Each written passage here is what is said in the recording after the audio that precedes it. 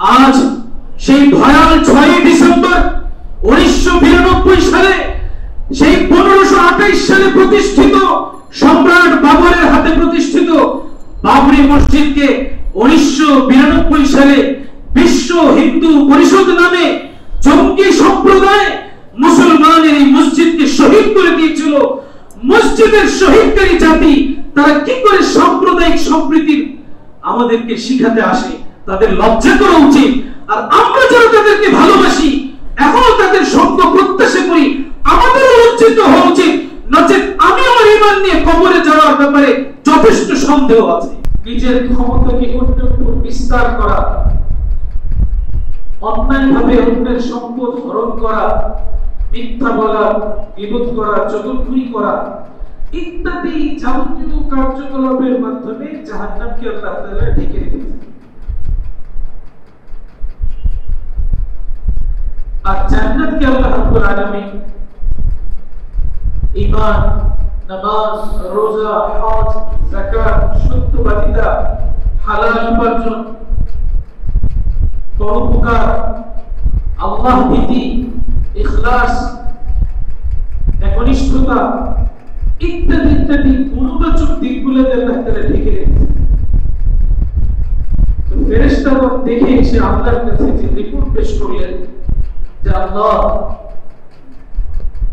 দেখে তো মনে হচ্ছে এই জাহান্নাম থেকে বাঁচা মানুষের জন্য বড় কঠিন। কেননা জাহান্নামকে যে আবৃত করা হয়েছে এগুলো সব মানুষ চায়, এগুলোই করতে চায়, আর এগুলো করলে তার ঠিকানা জাহান্নাম। এর থেকে বেঁচে থাকা কঠিন। আর এই যে জান্নাত যে জিনিসের দ্বারা আবৃত করা হয়েছে, যে জিনিসের মাধ্যমে জান্নাত লাভ হবে, মনে হচ্ছে এই জান্নাত অর্জন করাও মানুষের পক্ষে বড় কঠিন। এটা তো বললাম হাদিসের কথা। বাস্তবতায় যদি আসি,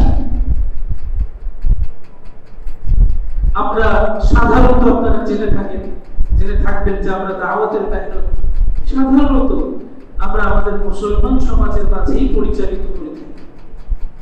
যদিও অনেকেই প্রশ্ন করেন মুসলমানের মাঝে কিসের দাওয়াত, অমুসলমানের মাঝে নবীরা দাওয়াত দিয়েছে, আমরা কেন অমুসলমানদেরকে দাওয়াত দিই না? এ বিষয়ে বিস্তারিত আলোচনার দাবি রাখি। সময় স্বল্পতার সামনে সম্ভব হবে না।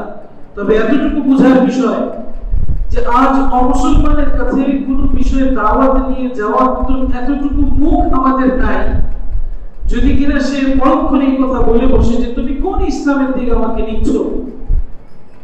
যেই ইসলামের অনুসারী ব্যক্তি, সমাজ, দেশ, রাষ্ট্র তারা এই কলঙ্কিত, এই অপরাধী আমরা তো তাদের চেয়ে ভালো।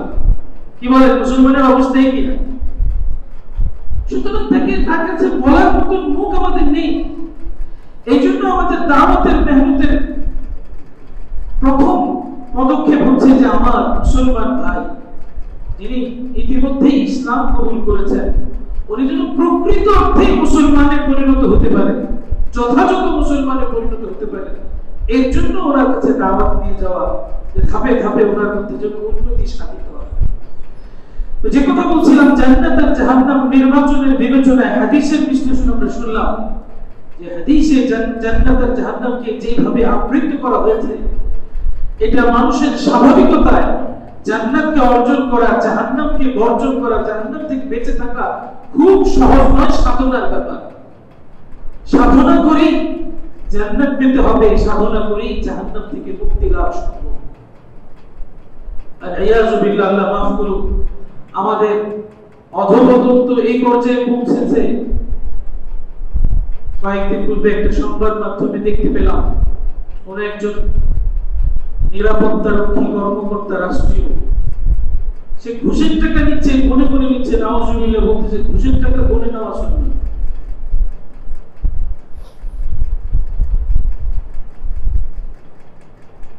এই পর্যায়ে আমাদের অবনতি ঘটেছে। এই জন্য সম্মানিত মুসলিমবৃন্দ, আমাদের এই অধঃপতন থেকে নিবৃত্ত হওয়ার জন্য, এই অধঃপতনকে ঠেকানোর জন্য এবং দ্বীন ইসলামের আলোকে উন্নতির জন্য যথেষ্ট সাধনার প্রয়োজন। যার কারণে আল্লাহ তাআলা নবীগণের দ্বারা কষ্ট করিয়েছেন, চর্চা করিয়েছেন উম্মতকে শেখানোর জন্য। নবীরা তো আল্লাহর পক্ষ থেকে নির্বাচিত ব্যক্তি ছিলেন। ওনাদের জান্নাত অর্জন, জাহান্নাম থেকে বেঁচে থাকা ওনাদের জন্য ব্যক্তিগতভাবে কোনো কষ্টসাধ্য বিষয় ছিল না। ওনারা বিশেষভাবে আল্লাহ তাআলার থেকে প্রস্তুতকৃত, কিন্তু আল্লাহ তথাপি ওনাদের দ্বারা দিন পৃথিবীতে বিস্তার লাভ করার জন্য, এই সত্যকে প্রতিষ্ঠা দেওয়ার জন্য প্রত্যেকজন নবীর দ্বারা আল্লাহ তাআলা নানামুখী ত্যাগ তিতিক্ষার সম্মুখীন করিয়েছেন। এবং সাথে সাথে ওনাদের সঙ্গী যারা হয়েছেন, ঈমান কবুল করেছেন, দ্বীন দ্বারা আলোকিত হতে চেয়েছেন, আল্লাহ তাদের দ্বারা দুনিয়া কেন্দ্রিক অনেক কষ্টের সম্মুখীন তাদেরকে করিয়েছেন। এবং কিয়ামত পর্যন্ত আমাদের জন্য আল্লাহ তাআলা বলেছেন, না হাসিবান নাস আইয়ুতরাকু আইয়াকুলু আমান্না ওয়া হুম লা ইফতানুন। এই বান্দা, পৃথিবীর বুকে কি ঈমানদাররা ধারণা করেছে যে তারা বলবে আমরা মুসলমান, আর আমি তাদেরকে কোনো পরীক্ষা নিব না, যাচাই করব না, তাদের বলা অনুপাতেই তাদেরকে আমি বরণ করে নিব, তারা মুসলমান হিসেবে গ্রহণ করে নিব? ওয়ালাকাদ ফাতান্না আল্লাযীনা মিন ক্বাবলিহিম ফালায়া'লামান্না আল্লাহু আল্লাযীনা সাদাকু ওয়া লায়া'লামান্নাল কাযিবিন। অথচ আমি পূর্ববর্তীদেরকে যাচাই করেছি, পরীক্ষা নিয়েছি, যাতে করে যথার্থ অর্থে আমি জেনে যাই। আল্লাহ জানাটা তো কোনো ব্যাপার না, আমরা তো অন্তর্নিহিত জানে। এটা সমাজ স্বীকৃত বাস্তবতার সাথে সকলের কাছে গ্রহণযোগ্য উপায় যেন আল্লাহ জেনে নেন কে তার কথায় সত্যবাদী, কে তার কথায় মিথ্যাবাদী, কে প্রকৃত অর্থে ঈমানদার আর কে রূপক অর্থে ঈমানদার। এর জন্য আল্লাহ তাআলা যাচাই করেন, পরীক্ষা নেন। অতীতেও নিয়েছেন, বর্তমানেও নিচ্ছেন, ভবিষ্যতেও নিবেন। এটা আল্লাহর সত্য। তো যে কথা বলছিলাম, বাস্তবতার নিরিখে ঈমান কবুল করা যদি আমাদেরকে আমাদের বুদ্ধি বিবেচনায় নিতে হতো, সত্যি এটা কঠিন হতে পারত। এই কথাটার আলোচনায় আমরা এখন এদিক সেদিক যাচ্ছি। আমরা জাপানিজ অমুসলমানদেরকে, তারা বিচক্ষণ, তাদের গুণের আলোচনা করতে হয় দুনিয়ার বিবেচনা। তারা খুব প্রতিশ্রুতিশীল জাতি এবং তারা প্রতিশ্রুতির প্রতি বেশ শ্রদ্ধাশীল, আন্তরিক, ইত্যাদি ইত্যাদি বৈশ্বিক গুণ তাদের কাছে আছে। এটা বিশ্বব্যাপী স্বীকৃত, যার কারণে তাদের পণ্য বিশ্বব্যাপী বাণিজ্যিকভাবে সমাদৃত। এমনকি আমাদের দেশে ওই উন্নয়ন প্রকল্পের যে কাজগুলা জাপানিজদের দ্বারা করানো হয়েছে, প্রত্যেকটা কাজই প্রত্যেকের কাছে সর্ব রকমের বিতর্কের ঊর্ধ্বে দিক থেকেই তারা সম্পন্ন করতে সক্ষম হয়েছে। যা তাদের বরাদ্দকৃত, তাদের জন্য যে ফান্ড ছিল, প্রত্যেকটা উন্নয়ন প্রকল্পের মধ্যেই তারা নির্ধারিত ফান্ডের চাইতেও সাশ্রয় করিয়ে রাষ্ট্রীয় কোষাগারে কিছু ফেরত দিয়েছে এবং কাজ তারা অত্যন্ত সুনিপুণভাবে সম্পন্ন করেছে। ইত্যাদি প্রশংসনীয় দিকগুলো তাদের আছে। বিধায় তাদের কাছে যখন আমরা বলতাম যে ইসলাম কবুল করো, বুঝাইতাম ঈমানের ব্যাপারে, বুঝতো না যে তা। কারণ কিছু কুদরতি দিকগুলো আলোচনা করলে যেটা আমাদের অন্তর মেনে নেয়, তারাও মানুষ মানতে তারা বাধ্য। কে তোমার স্রষ্টা, তোমার মধ্যে রূহের সঞ্চালক কে, তোমাকে কে রিজিক পৌঁছাচ্ছে, ইত্যাদি আলোচনা করলে বুঝে যেত, তুমি মুসলমান হয়ে যাও। তখন সে বলতো যে মুসলমান হয়ে যেতে পারি, হতে পারি, কিন্তু মুসলমান হলে কিছু জিনিস ছেড়ে দিতে হবে, এটা আমার জন্য কষ্টসাধ্য, তাই আমি মুসলমান হব। কি কি ছেড়ে দিতে হবে? উল্লেখযোগ্য অনেকজন জাপানিজের মুখ থেকে যে জিনিসটা শোনা, যে মুসলমান হয়ে গেলে ইসলাম ধর্মে মদ পান করা হারাম, আর মদ আমাদের জীবনে অত্যন্ত প্রিয় একটা পানীয়। ঘুমের পূর্বেও পান করি, ঘুম থেকে উঠেও পান করি, খুশিতেও পান করি, দুঃখেও পান করি, সর্বাবস্থায় পান করি। এই মদ পান করাটা আমাকে ছেড়ে দিতে হবে। গোশত হিসেবে, খাদ্য হিসেবে শূকরের গোশত আমাদের কাছে অত্যন্ত সুস্বাদু। এই শূকরের গোশত খাওয়াটা আমাকে ছেড়ে দিতে হবে। আরেকটা ঘৃণিত কাজ, মেয়ে লোকের সাথে, অবলা নারীর সাথে যত্রতত্র মেলামেশা করা, ওঠা বসা করা, আনন্দ ফুর্তি করা, এটা আমাদের একটা উপভোগ্য কাজ, এটাও ইসলামে নিষিদ্ধ। এই তিনটা নিষিদ্ধ কাজ আমাদেরকে ছেড়ে দিতে হবে, এই জন্য আমি ইসলাম কবুল করি। দেখেন, এক বিবেচনায় যদি চিন্তা করেন, আল্লাহ আমাদেরকে মাফ করুন, আমরাও মুসলমান, আমাদের শয়তান ওয়াসওয়াসা আমাদেরকে দিচ্ছে কি, এটা অনেক মুসলমান বলে, সেই বলাটাই আমি আপনাদের কাছে নকল করছি, যে মুসলমান হইলেই যত গুনাহ করি একদিন আল্লাহ মাফ করে দিবেন। কিন্তু এই ভয়টা আমার আসে না যে আমি যদি গভীরতর কবিরা গুনাহে অভ্যস্ত হয়ে যাই, তাহলে আমি আমার শেষ অন্তিম সময়ে আমি ইসলাম নিয়ে আল্লাহর কাছে নাও যেতে পারি, এই ভয়টা আমাদের আসে।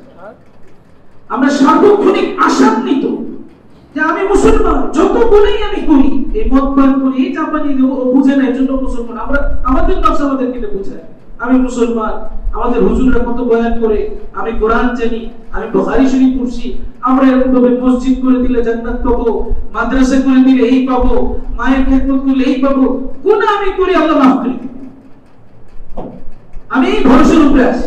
আর এই ভরসা আমি মুসলমান হয়েও সব গুনাহ করতেছি, কবিরা গুনাহে রত হয়ে আছে। আমি এই কথা চিন্তা করছি না যে আমার এই গুনাহের কারণে একজন সাহাবী, অনেক অনেক অনেক কথা মনে চলে আসছে, আমার সময় হয়তো সঙ্গ দিবে না।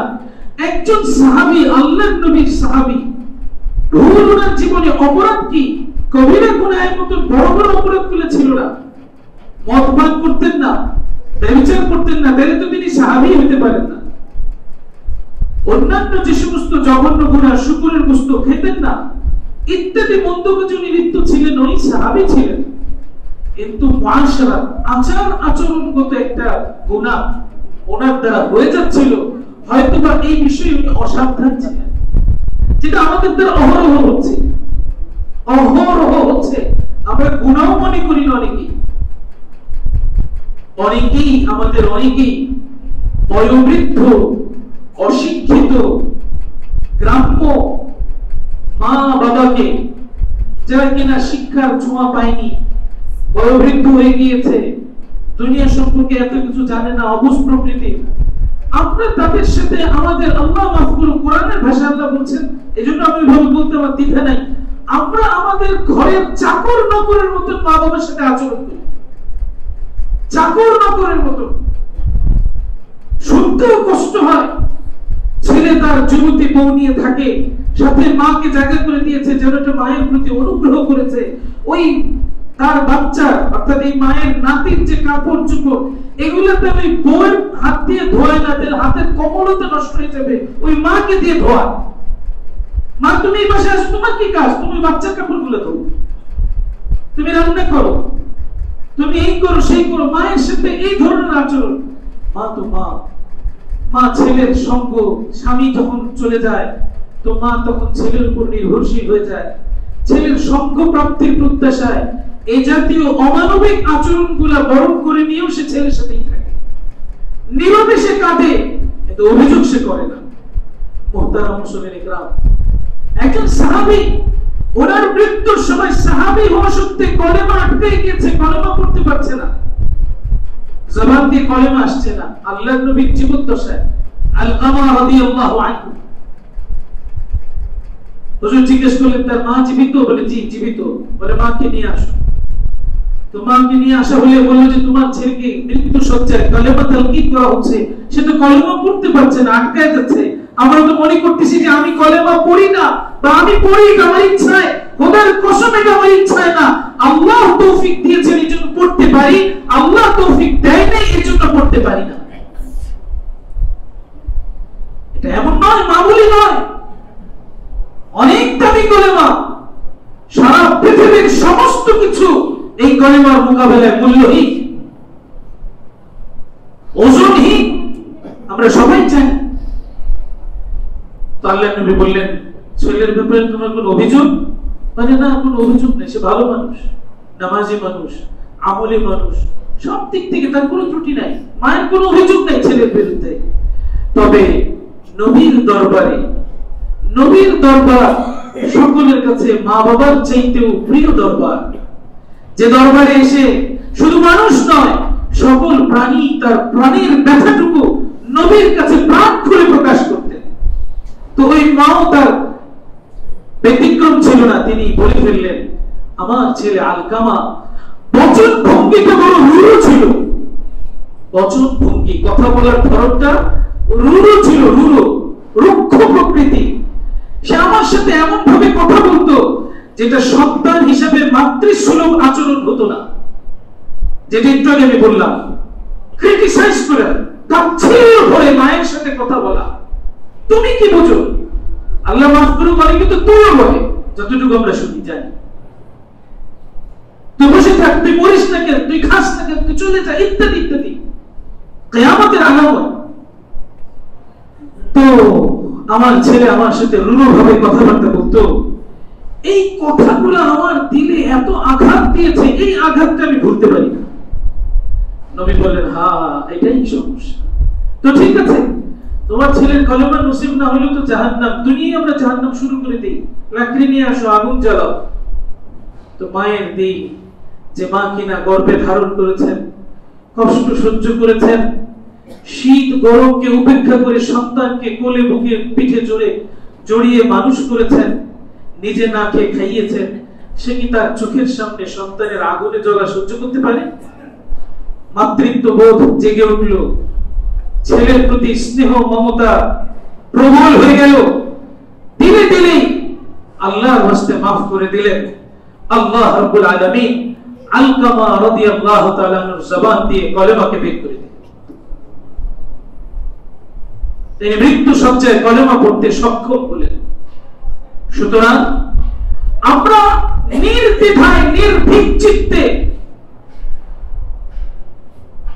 অমুসলিম কাফেরের ন্যায় কবিরা গুনাহে মত্ত থাকবো, আর আমি আনন্দ চিত্তে অনায়াসে মৃত্যুর মুহূর্তে কলেমা নিয়ে চলে যাব, এইভাবে সুনিশ্চিত হয়ে যাওয়ার কোনো কারণ নাই।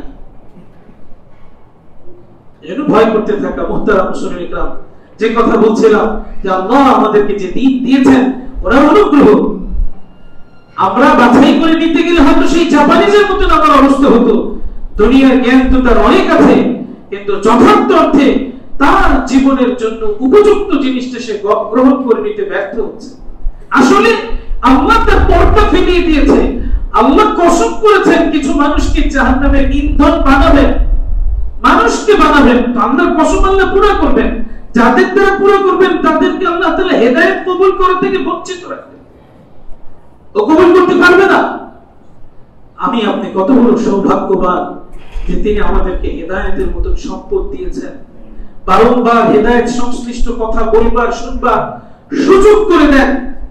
হযরত ওমর রাদিয়াল্লাহু তাআলা মসজিদে নববীতে দাঁড়িয়ে আছেন, একজন রোমক ব্যবসায়ী, রৌপ্য ব্যবসায়ী দৌড়ে এসে বলতেছে, আশহাদু আল্লা ইলাহা ইল্লাল্লাহ ওয়া আশহাদু আন্না মুহাম্মাদান আবদুহু ওয়া রাসূলুহু, আমি আল্লাহর ওয়াস্তে ইসলাম কবুল করলাম।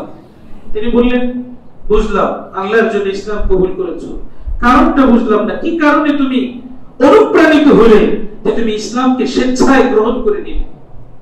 তিনি বললেন, আমি ইতিপূর্বে আসমানি গ্রন্থের তাওরাত, জবুর, ইনজিল সহ আরো গ্রন্থ আমি পড়েছি, আমি এগুলা তথ্য অনুসন্ধান করেছি, গবেষণা করেছি।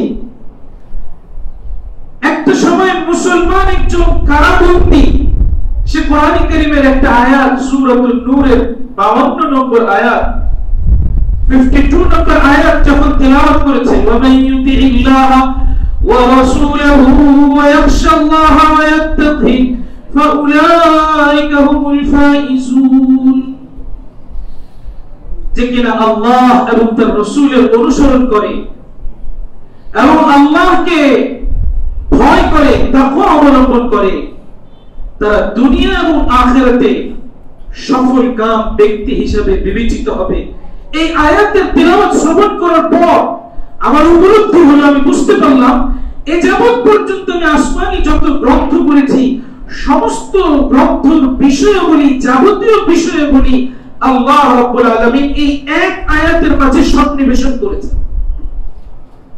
যার কারণে আমি ইসলাম গ্রহণ করেছি। মুফাসসিরিন একরাম ব্যাখ্যা করেছেন কিভাবে, ওয়া মান ইউতিইল্লাহ, সেই নতুন মুসলমান সেও ব্যাখ্যা করে বুঝিয়েছেন এই কথা, যেখানে আল্লাহ তাআলার অনুসরণ, তার মানে যাবতীয় ফরজ বিধানাবলী চলে এসেছে, ওয়া রাসূলুহু জীবন ব্যবস্থা, মুআমালাত, লেনদেন, আচার আচরণ সবকিছু সুন্নাত অনুপাতের মধ্যে চলে এসেছে। ওয়া ইয়াখশাল্লাহ পেছনে হয়ে যাওয়া পাপের ব্যাপারে, গুনাহের ব্যাপারে লজ্জিত হয়ে আল্লাহকে ভয় করার বিষয় এখানে এসেছে। ওয়া ইয়াত্তাকি ভবিষ্যতে গুনাহ থেকে বিরত থাকার জন্য তাকওয়ার বিষয় এখানে এসেছে। এই চারটি বিষয় যে মানুষের মাঝে এসে গেল, আল্লাহ তাকে যে উদ্দেশ্যে সৃষ্টি করেছেন, সমস্ত আসমানি কিতাব যে উদ্দেশ্যে অবতীর্ণ হয়েছে, যেন ওই মানুষটার মাঝে যাবতীয় বিষয়গুলি সমাবেশ ঘটল। এমন এক ব্যাপক অর্থবোধক সম্বলিত একটা আয়াত যে কোরআনের মাঝে, ওই কোরআনের অধিকারী আল্লাহ আমাকে আপনাকে বানিয়েছেন, আমাদেরকে আল্লাহ তাআলা দিন দিয়েছেন। সম্মানিত মুসলিমবৃন্দ, আমাদের দাওয়াতে তাবলীগের যে জোর হয়ে গেল, এই জোরে যে বড় আলোচনা করেছেন, অনেক সময় আমি প্রাসঙ্গিক কিছু আলোচনা নিয়ে আসি যেন আমরা যারা যেতে পারি না আমরাও উপকৃত হই। অত্যন্ত গুরুত্বপূর্ণ একটা কথা এসেছে জোরের মাঝে।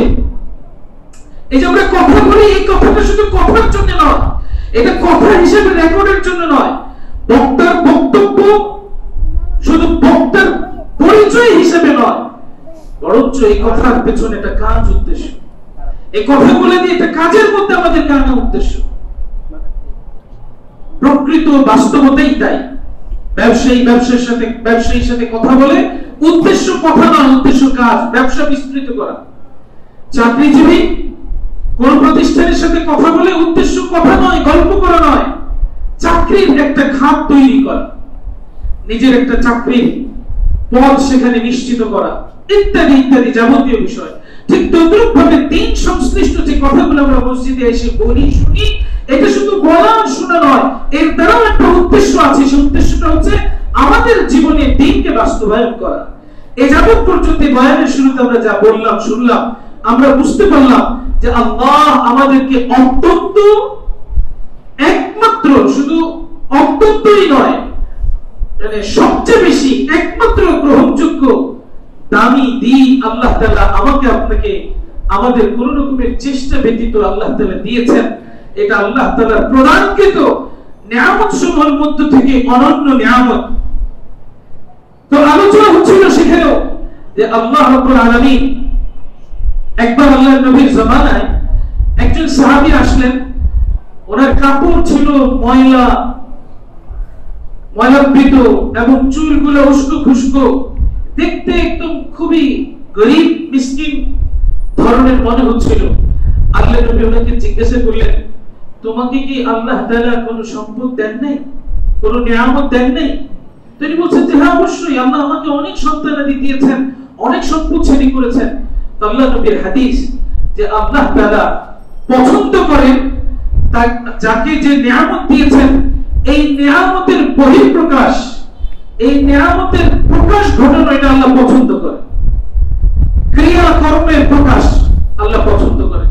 তো তুমি বলছো আল্লাহ তোমাকে সন্তান সন্ততি সম্পত্তির নিয়ামত দিয়েছেন, আল্লাহর হুকুমের মধ্যে থেকে তুমি কেন এর প্রকাশ ঘটাচ্ছ না? তুমি কেন তোমাকে ফকির ভাবে উপস্থাপন করছো?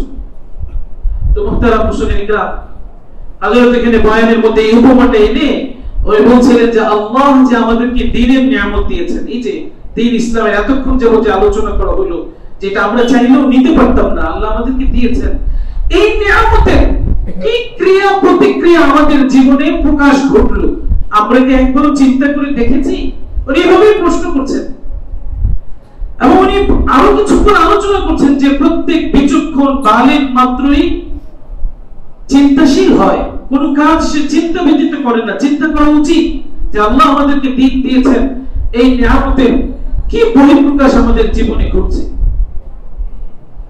তো কিছুক্ষণ পর নিজেই উনি উত্তর দিচ্ছেন, হযরত সাহাবা ইসমাঈল যারা কিনা এক সময় দ্বীনহীন ছিল, আল্লাহ তাআলা ওনাদেরকে যখন দ্বীন দিলেন, ইসলাম দিলেন, তো ওনাদেরকে এরকম প্রশ্ন করা হলো যে দ্বীন ওনাদের জীবনে নিয়ামতটা আসার পর, ইসলাম আসার পর এর কি আসর, এর কি প্রতিক্রিয়া, ক্রিয়া প্রতিক্রিয়া ওনাদের জীবনে প্রকাশ ঘটেছে।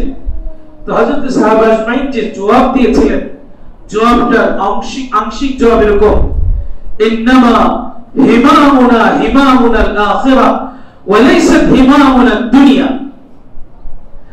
আমরা আমাদের জীবনটা আমাদের জীবনের গতিপথি ছিল ভিন্ন, বামপন্থী ছিল, দুনিয়ামুখী ছিল। আমরা মনে করতাম যে দুনিয়ার উন্নতি আসল উন্নতি, দুনিয়ার সক্ষমতাই আসল সক্ষমতা। এর জন্য আমরা লড়াই করতাম, বিদ্রোহ করতাম, সংঘাত করতাম। কিন্তু দিন পাওয়ার পরে আমাদের লক্ষ্য, গতিপথ, উদ্দেশ্য সব পরিবর্তন হয়ে গিয়েছে। আমাদের এখন মিশন, আমাদের এইম অফ লাইফ, আমাদের টার্গেট এখন শুধু আখিরাত। আমরা শুধু আখিরাতের প্রত্যাশা করি, এখন আমরা দুনিয়ার প্রত্যাশা করি না। কারণ আল্লাহর নবী বলেছেন, এই দুনিয়া, এই হায়াত, এই সম্পদ যা আল্লাহ আমাদেরকে দিয়েছেন, দুনিয়া দিয়ে দুনিয়া গড়া, দুনিয়া দিয়ে দুনিয়াকে বৃদ্ধি করা, দুনিয়া দিয়ে দুনিয়াকে আরো মজবুত করা, দুনিয়ার পেছনে দুনিয়াকে ব্যয় করা, এই লক্ষ্য নিয়ে চলা, এটা মুসলমানের জন্য শোভা পায় না। কেননা এটা বেওকুফি, এটা আহম্মকি। যে হাদিস আপনাদের কাছে আমি পড়েছি। আর দুনিয়া দিয়ে সত্যিকার অর্থে বুদ্ধিমত্তা হচ্ছে, প্রকৃত বিচক্ষণতা হচ্ছে দুনিয়া দ্বারা আখিরাতকে প্রস্তুত করা। মুহতারাম মুসলিম ইকরাম, আজ আমাদের মাঝে যদি এই উপলব্ধিটা জাগ্রত হয় যে আল্লাহ আমাদেরকে যে দ্বীন দিয়েছেন, এই দ্বীন পাওয়ার পরে আমাদের কাছে দুনিয়া গুরুত্বপূর্ণ নয়। দুনিয়া অবশ্যম্ভাবী, আর রিজকু মাকসুম ওয়াল হারিসু মাহরুম। দুনিয়া বঞ্চিত, লোভী বঞ্চিত, আমার বরাদ্দকৃত রিজিক আমার কাছে পৌঁছবেই, যেভাবেই হোক, যে কোনো মূল্যেই হোক। পৌঁছানো ব্যতীত মালাকুল মউত আমার কাছে পৌঁছতে পারবে না। অতএব আমার কাজকর্ম হচ্ছে আমাকে আখিরাতকে ভীষণ বানিয়ে প্রতিটা কর্ম করা। দুনিয়াবি যা আমরা করছি, এই সব যখন আমরা আখিরাতকে ভীষণ বানিয়ে করব, লক্ষ্য বানিয়ে করব, আমি জীবিকা উপার্জন করছি, আমি চাকরি করছি, আমি ব্যবসা করছি, এগুলো করব, এগুলো করতে বন্ধ করে দিব না, কিন্তু দৃষ্টিভঙ্গি পাল্টে যাবে। এই সব আমি করব আল্লাহ তাআলার হুকুম মনে করে করব। যখন আল্লাহর হুকুম মনে করে করব, তো স্বাভাবিকভাবেই নবীর তরিকা কি আছে আমি এখানে জানার চেষ্টা করব, এবং স্বাভাবিকভাবেই তখন দুনিয়ার কোন বিষয় প্রাচুর্য এসে যাওয়া আমাকে দাম্ভিক করবে না, আর ছুটে যাওয়া আমাকে হতাশ করবে না, যেমন কিনা আম্বিয়া আলাইহিস সালাতু ওয়াস সালাম ছিলেন। মুহতারাম মুসলিম ইকরাম, দুনিয়ার জন্য দুনিয়ার জন্য দুনিয়ার সম্পর্ক কতটা লজ্জাস্কর, কতটা অপমানকর, যা এখন আর বয়ান করে বোঝানোর অপেক্ষা রাখে না, আমাদের সামনে দৃশ্যমান। যাদের সঙ্গে আমাদের স্বাধীনতা পরবর্তী দীর্ঘ সময়ে কত কত গভীরতর সম্পর্কের সাথে তুলনা দিয়ে ব্যক্ত করা হয়েছে যে তাদের সাথে আমাদের এই ধরনের বন্ধুত্ব। কখনো আমাদের কর্তৃপক্ষ থেকে বলা হয়েছে আমাদের পার্শ্ববর্তী দেশের সাথে আমাদের স্বামী স্ত্রীর ন্যায় সম্পর্ক, কখনো বলা হয়েছে ভাই বোনের ন্যায় সম্পর্ক, রক্তের সম্পর্ক, কত গভীরতর সম্পর্কের দাবি করা হয়েছে।